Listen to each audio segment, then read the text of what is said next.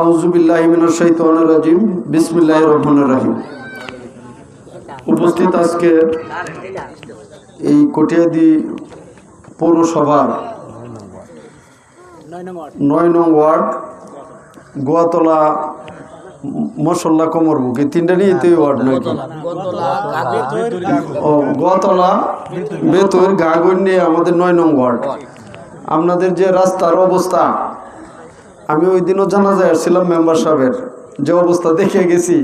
আমি এমপি সাহেবরে বলছি যে আপনি এই দ্রুত যে কাজগুলো এর মধ্যে গোয়াতলার কাজটা সবার আগে প্রাধান্য দিয়ে কাজটা করেন ইনশাল্লাহ। আপনাদের এই যে আমাদের আজকের সভাপতি, আপনাদের বারবার নির্বাচিত কাউন্সিলর পৌর বিএনপি সভাপতি দাদন ভাই, উনিও আপনাদের এই রাস্তার জন্য কাজ করছেন। আর আমাদের ইতিমধ্যে আমাদের সম্মানিত নেতৃবৃন্দ অনেকেই বক্তব্য রেখেছেন, আমি আর নাম বললাম না, সময় নষ্ট হবে। শাহজাহান বক্তব্য দিতে পারে নাই, রুমি জহির সহ যারা বক্তব্য দিতে পারেন নাই, অনেকেই আপনাদের এই আজকের মাদক বিরোধী কর্মসূচির সাথে একাত্মতা ঘোষণা করছে। সবাইকে শুভেচ্ছা, আসসালামু আলাইকুম। আমরা আজকে আপনাদের কাছে আসছি, বা আপনারা আমাদেরকে দাওয়াত দিচ্ছেন আসার জন্য। আমরা যে জিনিসটা নিয়ে এখানে আসছি, এই জিনিসটা কিন্তু একদিনের সৃষ্টি না। বিএনপি আজকে ক্ষমতায় এসেছে 2 মাস, কিন্তু মাদকের কারবার চলছে অনেক বছর ধরে। কিন্তু এই 17 বছর এমন পর্যায়ে গেছে, এটা ঘরে ঘরে পৌঁছে গেছে, ঘরে ঘরে পৌঁছে গেছে। এখন যদি এই অতীতের পথে বিএনপিও হাঁটে, তাইলে আপনাদের সন্তানরা আগামী দিনে, আপনাদের যে সন্তান বা আপনাদের নাতি বা আপনাদের ভাতিজা বা আপনাদের বাইগনা, এমন কোনো পরিবার পাইতেন না যে পরিবারে মাদকাসক্ত নাই। আর আমরা বিশ্বাস করি, আমরা মুসলমান। আমরা ওই যে আমাদের হাবিব ভাই, উনি ওয়াজ মাহফিলে তো বক্তব্য দেন, আমাদের মৃত্যুর পর আমাদের 2টা জায়গা হবে, ভালো কাজ করলে ভালো জায়গা, খারাপ কাজ করলে খারাপ জায়গা। ভালো কাজ করলে বেহেশতে যাবেন, খারাপ কাজ করলে দুজকে যাবেন। কিন্তু যাদের ঘরে একটা মাদকাসক্ত আছে, দুনিয়াতে তার জন্য দুজকখানা হয়ে গেছে। যে বাড়িতে একটা মাদকাসক্ত ছেলে থাকে বা সন্তান থাকে, এই ঘরটা দুজকে পরিণত হয়, এই ঘরে বেহেশতের কোনো সুখ থাকে না। আমাদের কটিয়াদিতে একজন মুক্তিযোদ্ধারে তার সন্তান রড দাফিডায় মারছে, জানেন না? কিসের কারণে? মাদকের কারণে। এই মাদকটা যারা নিয়ন্ত্রণ করার কথা, এই 17 বছর তারা এটার কেউ কাজ করে নাই। যদি প্রধানমন্ত্রী মনে করতো যে আমি আমার দেশ মাদক মুক্ত করব, তার মন্ত্রীরা যদি মনে করতো, তার এমপিরা যদি মনে করতো, তাদের পুলিশ অফিসাররা উপর থেকে নিচ পর্যন্ত, ওসি পর্যন্ত সবাই যদি চাইতো, তাহলে মাদক কি বন্ধ হইল নইলে? কিন্তু সেভাবে কেউ চায় নাই। কিন্তু আমাদের নেতা তারেক রহমান ইতিমধ্যে ঘোষণা দিচ্ছেন যে মাদক মুক্ত বাংলাদেশ। এখন তারেক রহমানের ঘোষণা দিছে, তারেক রহমান তো অনেকগুলা ঘোষণা দিছে, যে ঘোষণাগুলা নিয়ে আমাদের বিরোধী ভাইয়েরা টিটকারি করতো যে তারেক রহমান যেটা কইতেছে এটা ঠিক না, এটা বুডের লাগি কইছে ফ্যামিলি কার্ডের কথা তারেক রহমান। তো ফ্যামিলি কার্ড কি শুরু হয়েছে না? ইতিমধ্যেই কিন্তু ফ্যামিলি কার্ড শুরু হয়েছে, আপনারাও পাবেন। 180 দিনের মধ্যে সারা বাংলাদেশেই শুরু হবে। কৃষক কার্ড, ইতিমধ্যে কৃষক কার্ড কিন্তু শুরু হয়ে গেছে। পাইলট প্রকল্প, ইতিমধ্যেই 28,000 কৃষক এই কৃষি কার্ড পাইছে। পর্যায়ক্রমে আপনারা সবাই পাবেন। মসজিদের ইমাম মুয়াজ্জিনরা, তারাও কিন্তু বেতনের আওতায়। পাইলট প্রকল্পে কটিয়াদি পৌরসভায় দাদন সাহেব একটা মসজিদের নাম দিছে, এই মসজিদের ইমাম মুয়াজ্জিন খাদেম সবাই কিন্তু পাইছে। এইভাবে তারেক রহমান যে ঘোষণাগুলো দিচ্ছে, এই ঘোষণাগুলো যদি বাস্তবায়ন না হয়, তা কি আপনাদের কাছে আগামী দিনে ভোটের জন্য আসতে পারবো? তো লস আমাদের হইব না অন্যরা রইব? আমাদের লস হইব। আমাদের নেতা যে নির্দেশ দিচ্ছে, এই নির্দেশগুলো আমরা অক্ষরে অক্ষরে পালন করলেই আগামী দিনে আপনারা আমাদের পক্ষে থাকবেন। এখন তারেক রহমান বলছে মাদকের বিরুদ্ধে। আমি যদি মাদকের দাওয়াত খাই, আমি নেতা, আমি যদি জরির বাদ দিয়া দাওয়াত খাই, আমি নেতা, বিএনপির নেতা বা দাদন ভাই উনি জরির বাদ দিয়া দাওয়াত খাইলো, কিংবা মাদকের যে বড় কারবারি তার বাদ দিয়া দাওয়াত খাইলো, তখন মাদক কারবারিরা কি মনে করবো যে আমাদের উস্তাদ তো আমরা লোক হই, কাজ হইব। এই জন্য ভালোই তো হইব আগে আমাদের নেতাদের। এবং তারেক রহমান বলছে যে নেতা জড়িত থাকবো এরা আগে বানবেন, এরা আগে ধরবেন। এ কত বড় শক্তিশালী তারা আপনারা আগে চিহ্নিত করেন। এই এলাকা কয়জন মাদক কারবারি আছে বলেন? হাতে গোনা কয়েকজন। আপনারা তো হাজার হাজার মানুষ আছেন, তা আপনারা ভয় কিসের?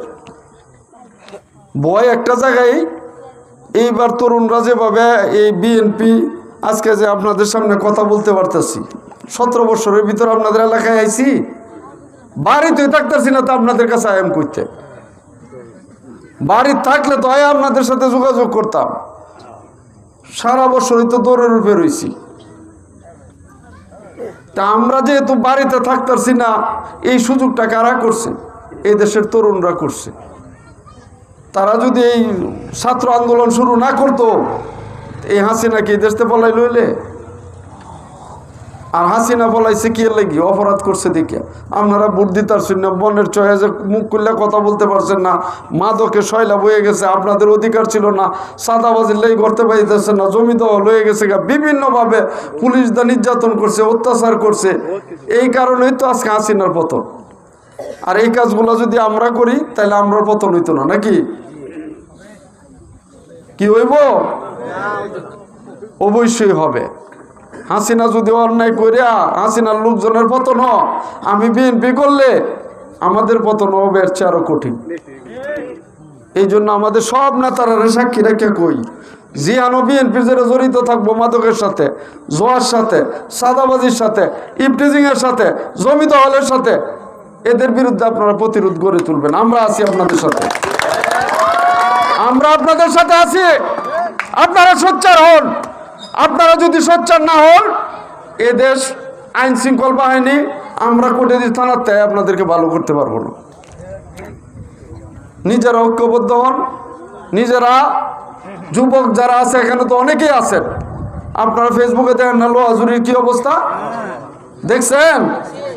দৈরা দৈরে আইন নেয়া পুলিশের কাছে জমা দিতেছে। অনেকের ঘর বাড়ি ভেঙেছি, যুবক সারাইন, শত শত সারাইন, প্রতি বাড়ি বাড়ি রাস্তা রাস্তায় নেমে গেছে। জালালপুরের অবস্থা দেখতেছেন না?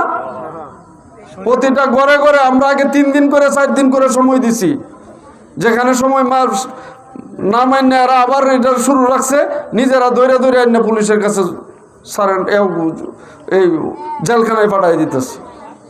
কয়েকদিন আগে বুড়া বয়স্ক মানুষ, তারাও কিন্তু জেল দিয়ে পাঠানো হয়েছে।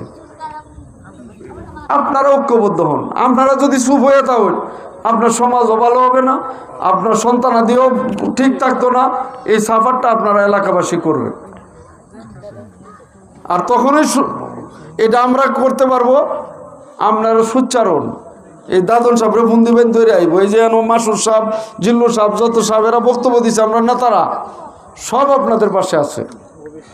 এমন কোনো শক্তি নাই এই মাদকরারে শেল্টার দিয়ে যে কোর্টে দিয়ে টিকায় রাখবো, যদি আপনারা সচেতন হন। আমি ভাই বুঝাইতেছি, কোমর শক্ত করেন, কোমর শক্ত করেন। মাদক মুক্ত এই আপনাদের এলাকা হবে। আমরা আপনাদের এলাকা মাদক মুক্ত দেখতে চাই। হাততালি দিলে হইতো না, জুড়ে বলতে হইব যে আপনারা পারবেন কিনা। পারবেন? যদি পারেন, এখন এই যুবকদেরকে নিয়ে একটা কমিটি বানান, বানায়া পরে যারা মাদক ব্যবসায়ী এরা 7 দিনের সময় দিবেন, যে তোমরা, আমিও মাইকদা বলে যাইতেছি, 7 দিন সময় দিলাম, ভালো হয়ে যান। 7 দিন সময় দিলাম। আজকে ওসি সাহেবও থাকতো, উনি অসুস্থ। 7 দিন সময় দিলাম, 7 দিনের ভিতরে আপনারা ভালো হন, নতুবা আইন শৃঙ্খলা বাহিনী আপনাদের বিরুদ্ধে প্রয়োজনীয় ব্যবস্থা নিবে। তবে আপনারা গ্রামবাসী সবাই সোচ্চার থাকতে হবে। সর্বশেষ একটা জিনিস বলতে চাই, আমাদের নেতা যে তারেক রহমান যে বক্তব্যগুলো দিচ্ছে, এদেশের মানুষের ভাগ্য উন্নয়নে যে কাজগুলা করতেছে, আমরাও সেই কাজগুলো যাতে সুষ্ঠু সুন্দরভাবে হয়। আমাদের নেতা তারেক রহমানের বক্তব্য, আমাদের এমপি সাহেব অ্যাডভোকেট জালাল সাহেবের বক্তব্য এবং আমরা নেতৃবৃন্দ যারা আছি সবার বক্তব্য এক। আমরা জোর সাথে কোনো আতাত নাই, আমরা মাদকের সাথে আতাত নাই, চাঁদাবাজির সাথে আতাত নাই, জমি দখলের সাথে আতাত নাই। আমরা চাই এই কটিয়াদির জনগণ সুন্দর সুষ্ঠুভাবে বাঁচতে পারবে, জীবন কাটাতে পারবে, বলতে পারবে অতীতের চেয়ে এখন বিএনপি সময় ভালো আছি আমরা ইনশাআল্লাহ। আপনাদের কাছে বারবার ভোট চাইতে আসবো না, আপনারা অপেক্ষা করবেন আগামীতে বিএনপি কখন ইলেকশন করবে, বিএনপিকে আপনারা ভোট দিবেন, সেটাই বাস্তবায়নের জন্য আমরা কাজ করে যাচ্ছি। এই জন্য আপনারা আবারও অনুরোধ করি, আপনারা ঐক্যবদ্ধ হন। আমরা ইনশাল্লাহ পরবর্তীতে আসব, দিনের বেলা আসলে আরও সুন্দরভাবে আপনাদেরকে নিয়ে কথাগুলো বলতাম। আরেকটা প্রোগ্রাম হাবিব ভাই করেন, আমরা আপনাদের পাশে থাকব। 7 দিনের আলটিমেটাম আমরা দিলাম, আপনারাও এই 7 দিনের আলটিমেটাম সবাই জানায় দেন।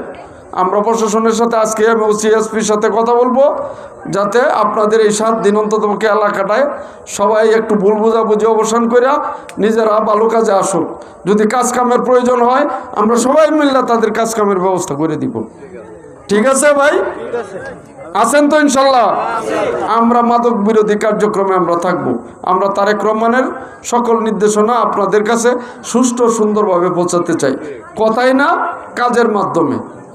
ইনশাল্লাহ ভালো কিছু হবে। সবাইকে ধন্যবাদ। আসসালামু আলাইকুম।